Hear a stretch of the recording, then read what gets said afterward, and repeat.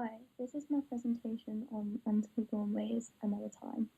In this presentation, I will be discussing the artist's intention for the exhibition, the effectiveness of text from the gallery website, and the atmosphere of the display. 100 identical sculptures were made by the artist Antony Gormley and placed all around the world, in places such as the River Thames in London and Kunisaki in Japan. In Margate, one of these sculptures can be found at the end of the Paulson Rock and viewed fully at low tide. As the tide rises up, the sculpture will begin to be engulfed by the water. The exhibition is an attempt to bear witness to what it is like to be alone in space and time, as the artist says. In my opinion, the text given on the gallery website gives you just enough information on the exhibition and the display for you to understand the piece, but then take a step back and admire the work in the way the artist intended. As Gormley said, I wish to celebrate still and silent sculpture, and what better way to execute his wish than placing the lone man facing the horizon in the tranquil ocean? Well, on some days. Although the text on the gallery website seems to represent the piece in a peaceful and calm way, some viewers of the exhibition may have a very different experience. The curators of this display cannot guarantee the sea will always be settled.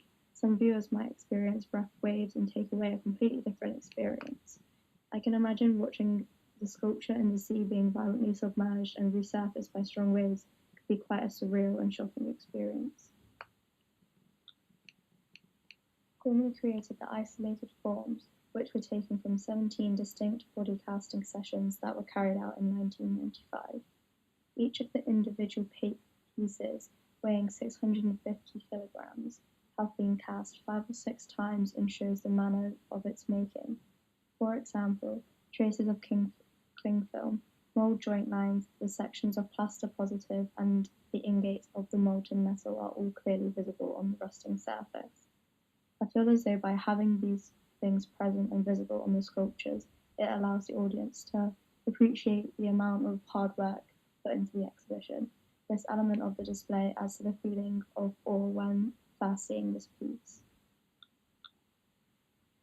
Again, I reference the quote, in an attempt to bear witness to what it is like to be alive and alone in space and time. By Gormley releasing the statement with the exhibition, it adds more of an emotive response from the viewer as they see the display.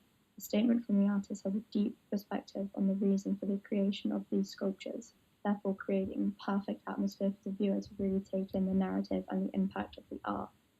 It will encourage the viewer to react emotionally to the piece. Maybe they can personally relate to the feeling of isolation and loneliness, or just the power of the display is enough to feel the impact of the loneliness of the still man before them. The piece also gives another perspective on time. Sculpture is always still as life moves around him. The realization that time waits for no one sets in, maybe exploring into fears of growing old. In conclusion, the display can be experienced in many different ways, and the text from the website holds, in some cases, a biased report on the display. Although if the viewer happens to see the display as the artist expects the viewer to see it, the text adds a more emotional connection to the lone and distant rusting.